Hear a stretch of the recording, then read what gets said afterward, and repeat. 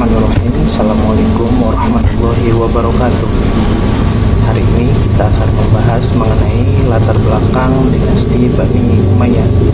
Setidaknya ada 3 hal yang melatar belakangi terbentuknya dinasti Bani Umayyah, yaitu wafatnya Utsman bin Affan, dan tragedi Perang Siffin, dan adanya Amul Jamaah. Oke, teman-teman,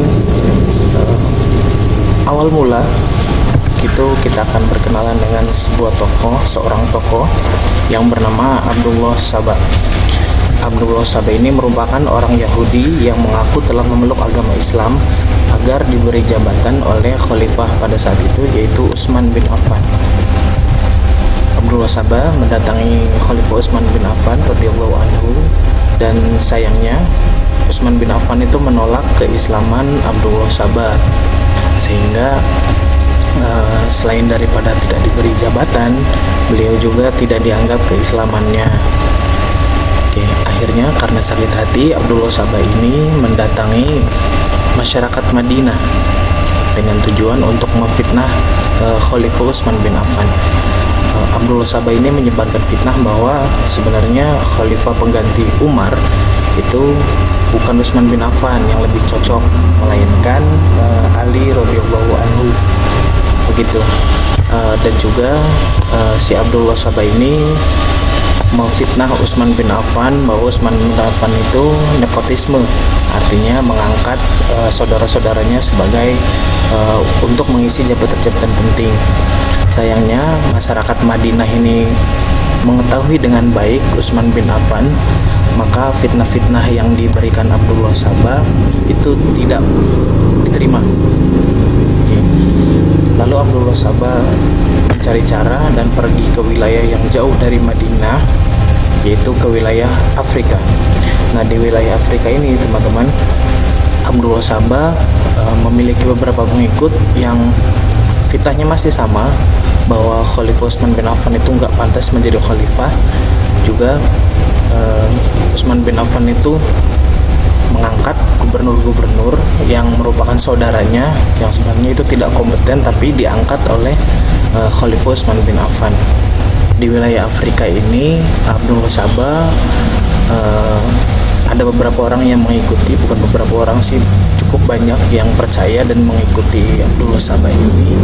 Maka orang-orang yang mengikuti Abdullah Saba ini disebut dengan Sabaiyah. Oke. Sabaiyah ini orang-orang yang termakan hasutan dari Abdullah Saba. Maka oleh Abdullah Saba dibuat rencana agar Sabaiyah ini yang dari wilayah Afrika itu mendatangi Khalifah Utsman yang ada di Madinah. Dan mereka ini, Sabaiyah ini, datang ke Khalifah Utsman bin Affan itu secara baik-baik awalnya. Jadi datang itu ingin mengkonfirmasi berita apakah betul Utsman bin Affan itu begini, seperti yang Abdullah Saba bilang tadi gitu, seperti fitnahnya tersebut, ingin mengkonfirmasi berita tersebut. Dan Utsman bin Affan menerima dengan senang hati kedatangan dari rakyat-rakyatnya yang dari Afrika. Itu disambut dengan baik oleh Utsman bin Affan. Dijelaskan setiap permasalahan oleh Utsman bin Affan, mulai dari fitnah bagaimana beliau diangkat, bahwa sebenarnya bukan beliau yang mencalonkan diri, tapi memang beliau yang dipilih. Nah, terus untuk gubernur-gubernur yang diangkat itu sebagian besar merupakan gubernur di masanya Khalifah Umar bin Khattab, dan dilanjutkan di zamannya Khalifah Utsman bin Affan. Penjelasan demi penjelasan disampaikan oleh Khalifah Utsman bin Affan, dan dari golongan Sabaiyah ini ternyata mereka semua pun puas dengan jawabannya Utsman bin Affan. Dan karena kesannya Sabaiyah ini sudah puas dengan jawaban Utsman bin Affan, maka si Abdullah Saba ini yang memang tidak suka dengan Utsman bin Affan membuat rencana. Abdullah Saba ini datang ke saudaranya Utsman bin Affan yang merupakan seorang gubernur bernama Marwan. Abdullah Saba menyampaikan kepada Marwan bahwa orang-orang dari Afrika mendatangi Utsman bin Affan itu dengan membawa pedang, membawa tombak segala macam, itu alat-alat untuk dibawa perang. Maka Abdullah Sabah ini menyampaikan orang-orang Afrika itu datang ke Madinah untuk membunuh Utsman bin Affan. Padahal Abdullah Sabah sendiri yang mengajak orang-orang Afrika ini, orang-orang Sabaiyah ini untuk datang ke Utsman bin Affan. Nah, Marwan sebagai saudara dan sekaligus Utsman bin Affan sendiri sebagai khalifah, maka berniat untuk memberi perlindungan. Maka Marwan ini menanya kepada Abdullah Sabah, lalu apa yang harus saya lakukan? Kata Marwan. Kata Abdullah Sabah, mudah saja, buat saja surat kepada pimpinan di Afrika sana agar menghukum orang-orang Sabaiyah ini, orang-orang Afrika ini yang berniat untuk membunuh Utsman bin Affan agar dihukum dengan berat. Seperti itu. Dan akhirnya karena Marwan setuju, dibuatlah surat untuk gubernur wilayah Afrika agar menghukum orang-orang yang datang ke Madinah yang menemui Utsman bin Affan. Dibuatlah dan surat itu dititipkan ke Abdullah Sabah. Oke. Dan teman-teman karena merasa puas tadi Sabaiyah yang sedang berada di Madinah, itu mereka berniat untuk pulang kembali ke Afrika.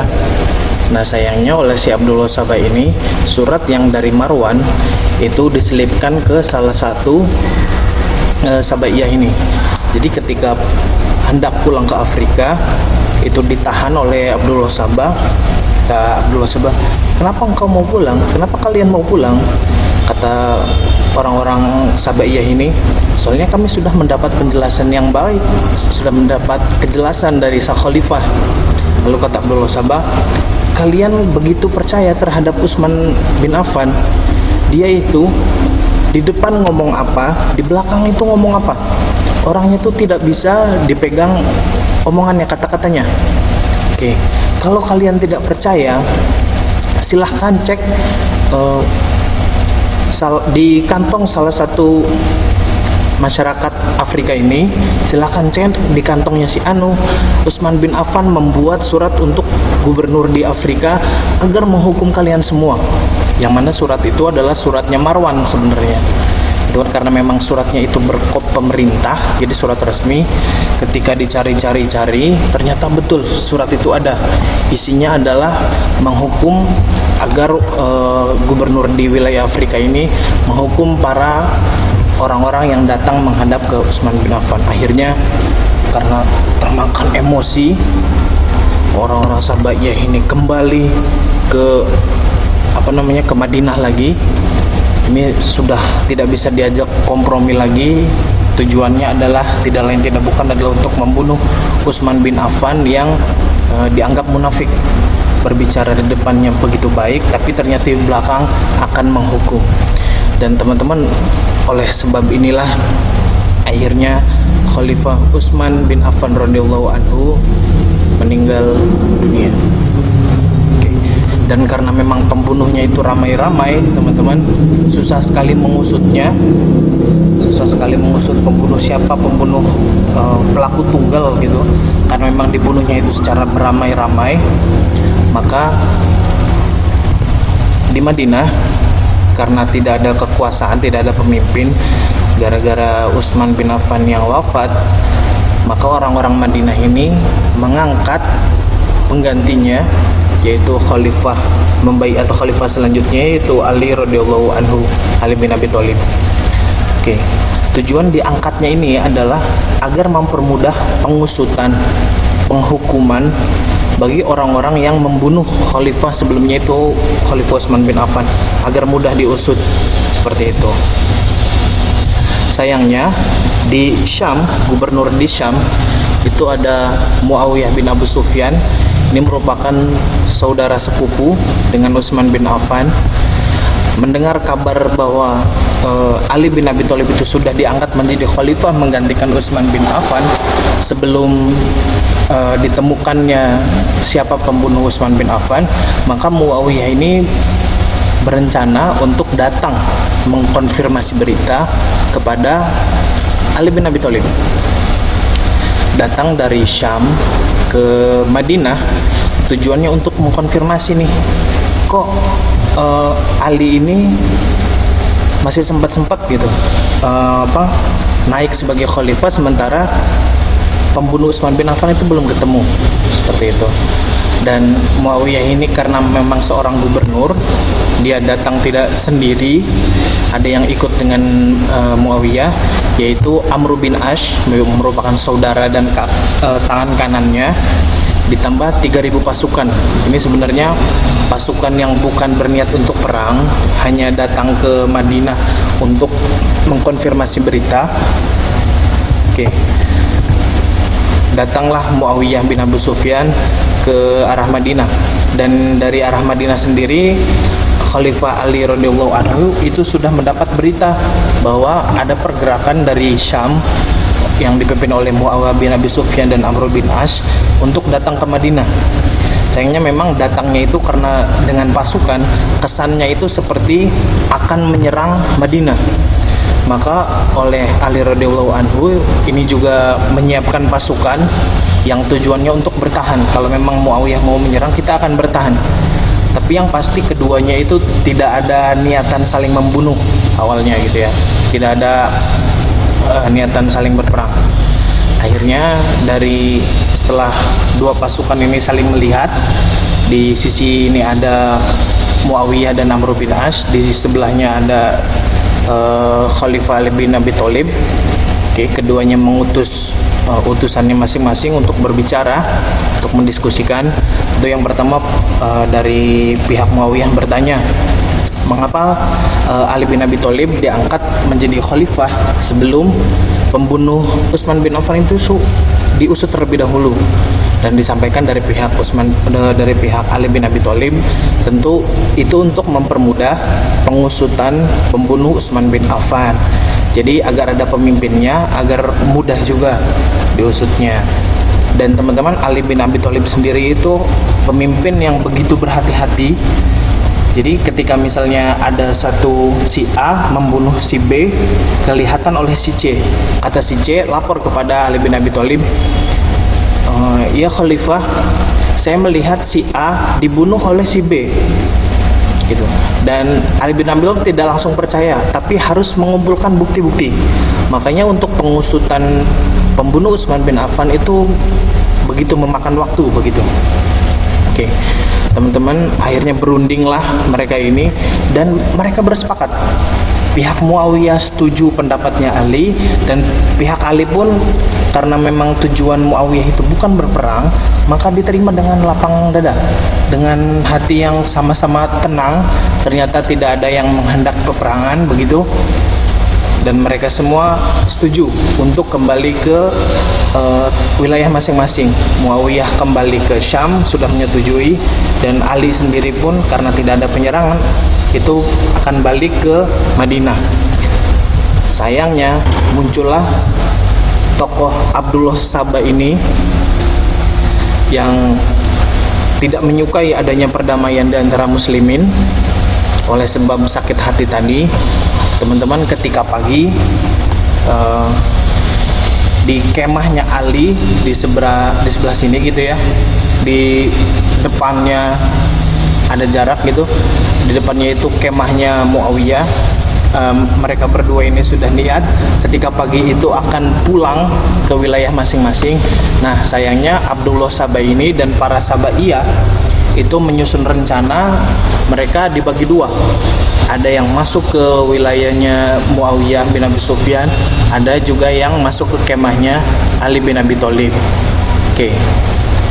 Dan pihak Sabaiyah inilah yang pertama kali, jadi dari dua kemah ini, kalau salah satu ada yang lempar batu atau lempar panah, otomatis yang satunya itu melawan. Oke. Dan dari pihak sini, dari pihak Muawiyah itu, oleh golongan Sabaiyah itu memanah pihak Ali, sehingga dari pihak Ali memanah balik, dan akhirnya terjadilah peperangan. Oleh sebab fitnahnya si Abdullah Sabah ini, teman-teman, terjadilah peperangan antara Khalifah Ali bin Abi Thalib dengan Amr bin Ash dan Muawiyah bin Abu Sufyan. ini, dan dua-duanya ini muslim, dan belum ada sebelumnya gitu, belum ada peperangan yang melibatkan muslim melawan dengan muslim, belum ada sebelumnya. Dan peperangan ini terjadi di wilayah Siffin, sehingga perang ini lebih terkenal dengan perang Siffin. Dan karena pihak Ali bin Abi Thalib itu lebih banyak pasukannya dari pihak Amr bin As dan Muawiyah dan Amr bin As, harusnya gitu, pemimpinnya adalah Muawiyah.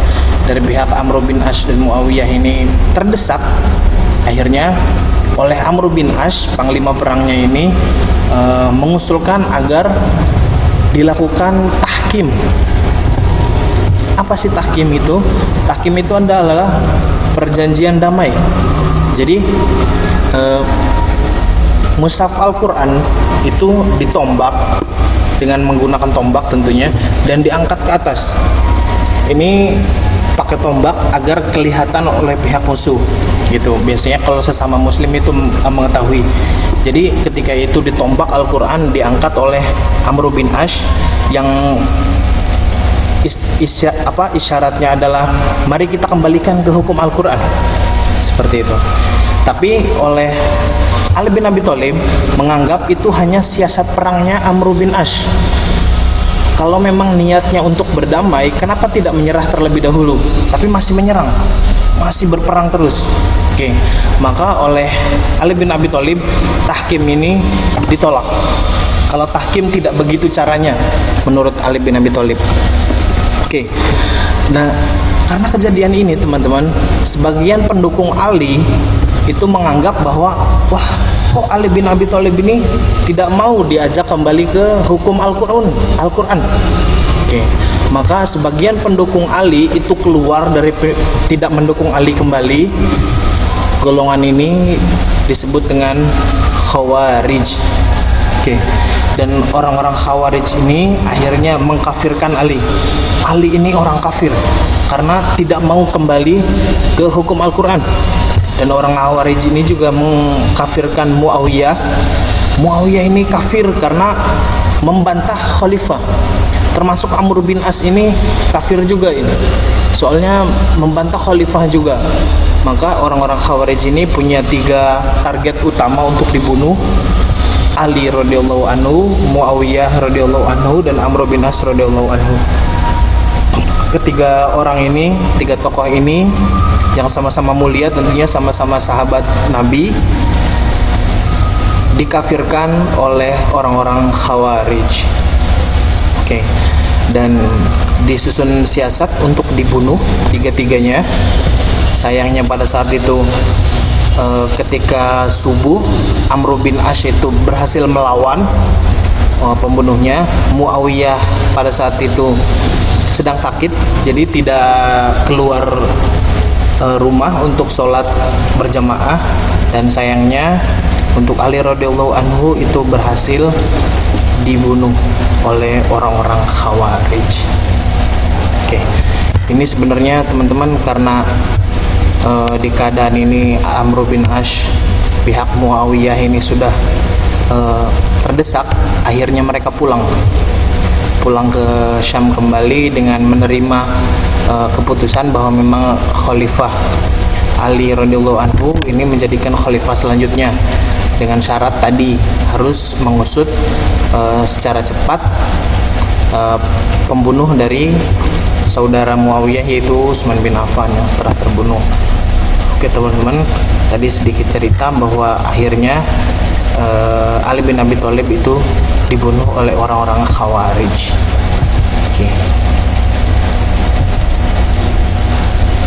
Di Madinah tadi Ali radhiyallahu anhu wafat, dibunuh oleh orang Khawarij. Kalau di Syam itu gagal dua-duanya, Muawiyah tetap hidup, Amr bin As juga tetap hidup. Dan di Madinah karena kekosongan kekuasaan, Khalifah Ali radhiyallahu anhu telah wafat. Orang-orang Madinah itu dengan spontan mengangkat anak dari Ali radhiyallahu anhu, yaitu Hasan bin Ali, anak Khalifah Ali bin Abi Thalib. Oke. Gara-gara kejadian ini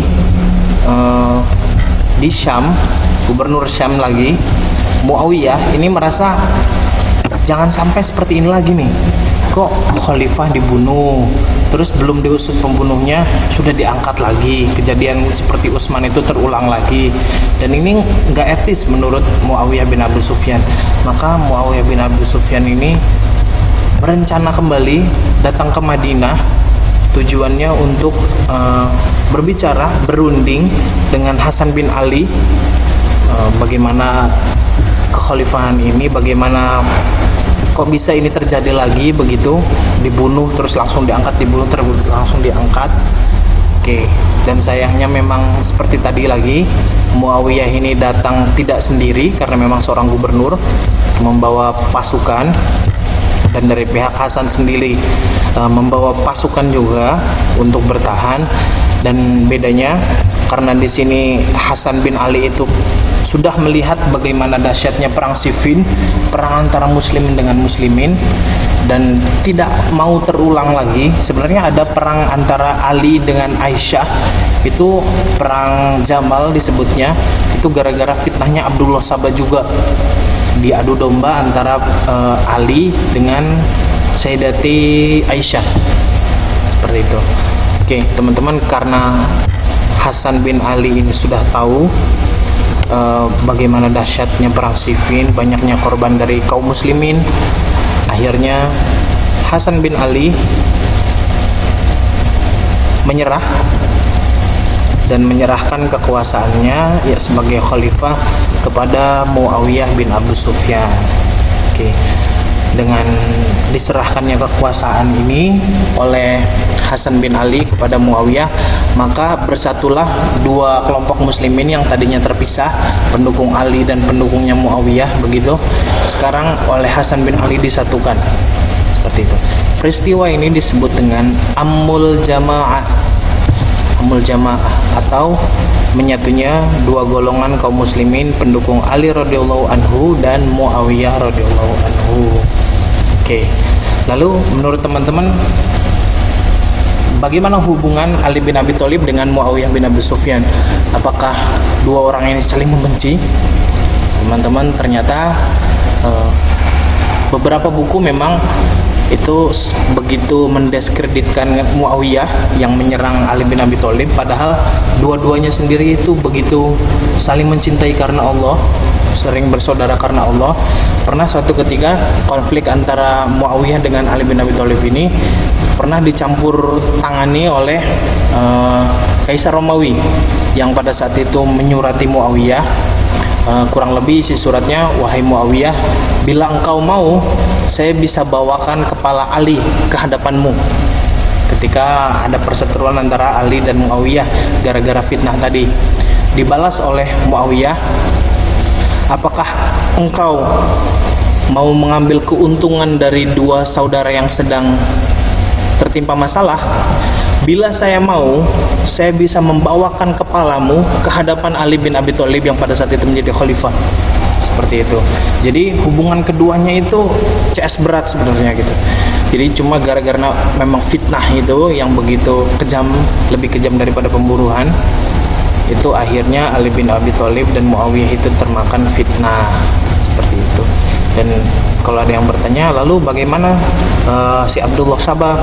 Nah, Abdullah Sabah itu beberapa buku yang saya baca itu sudah dihukum di zamannya Ali bin Abi Thalib ketika menjadi khalifah. Seperti itu.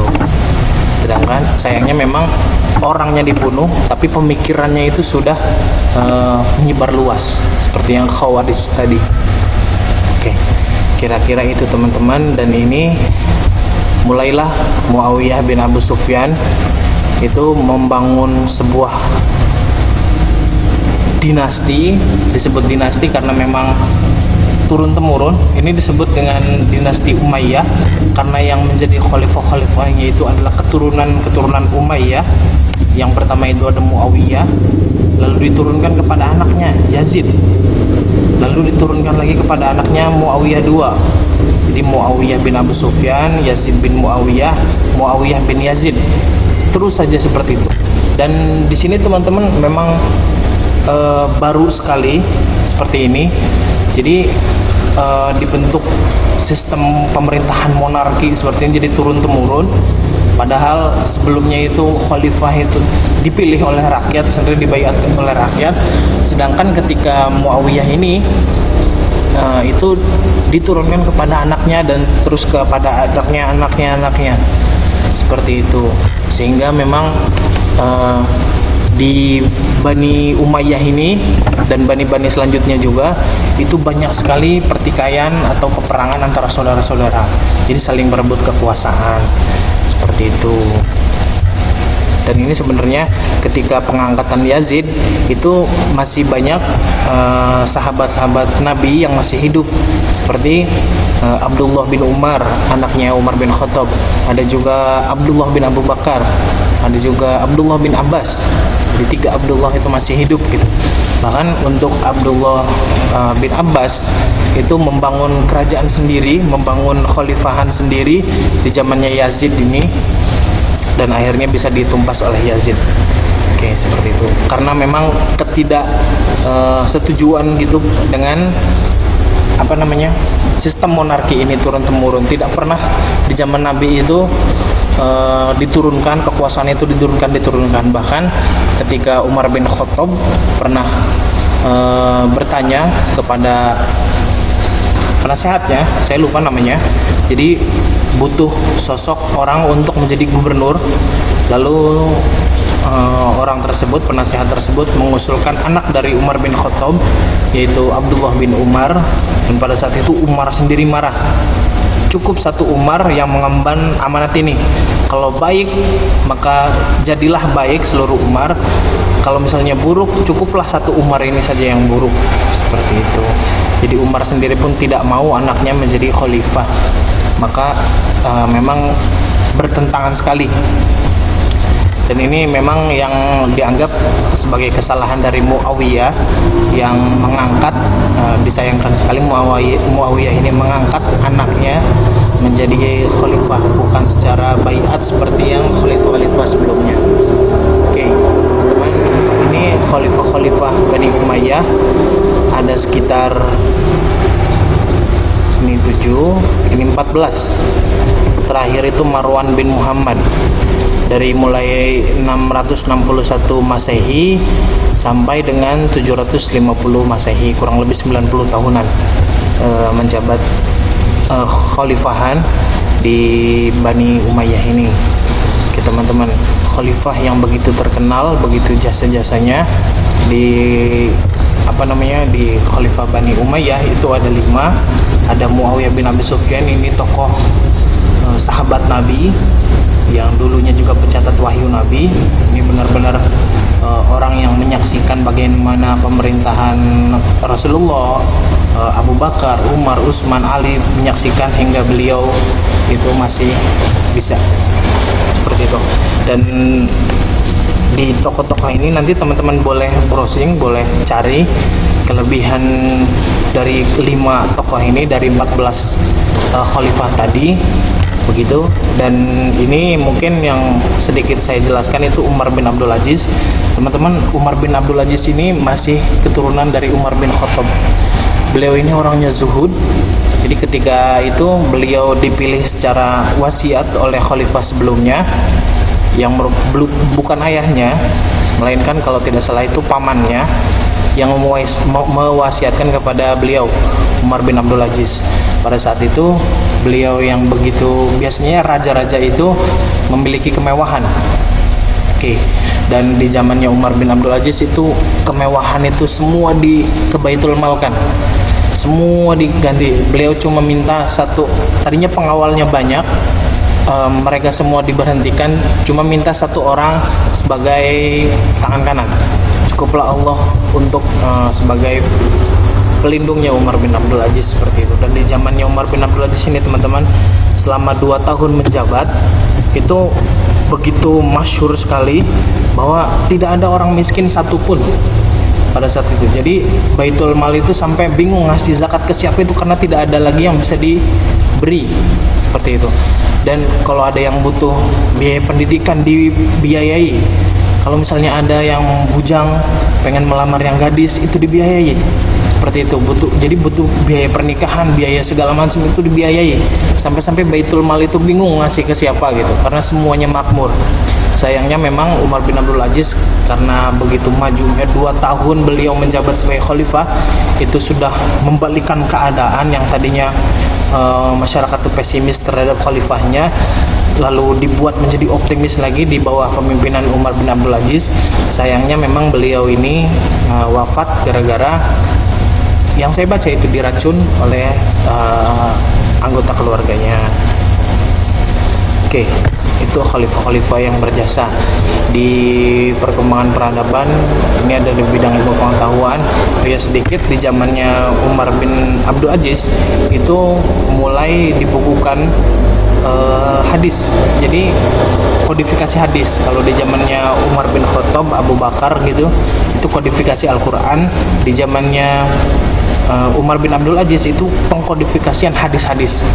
Seperti itu. Ini di bidang ekonomi, teman-teman harus di luar kepala juga harus hafal. Ini ada 5 badan.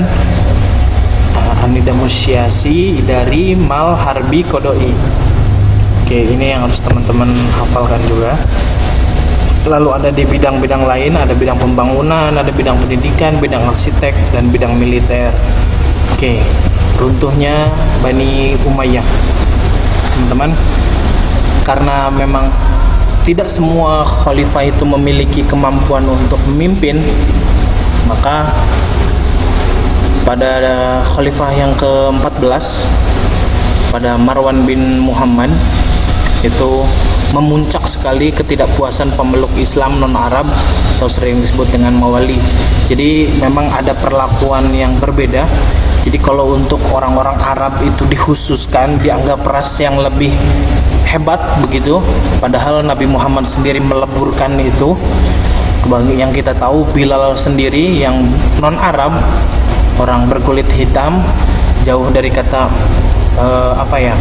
bukan seperti orang-orang Quraisy begitu, justru ditinggikan derajatnya oleh Nabi Muhammad. Nah, ini di Bani Umayyah ini justru di akhir-akhir pemerintahannya itu justru lebih kentalnya begitu. Jadi orang-orang Arab itu lebih diistimewakan, sehingga memunculkan ketidakseimbangan atau kecemburuan sosial di antara pemeluk Islam yang lain, khususnya yang non-Arab. Oke. Yang kedua, sistem pemilihan khalifah melalui garis keturunan.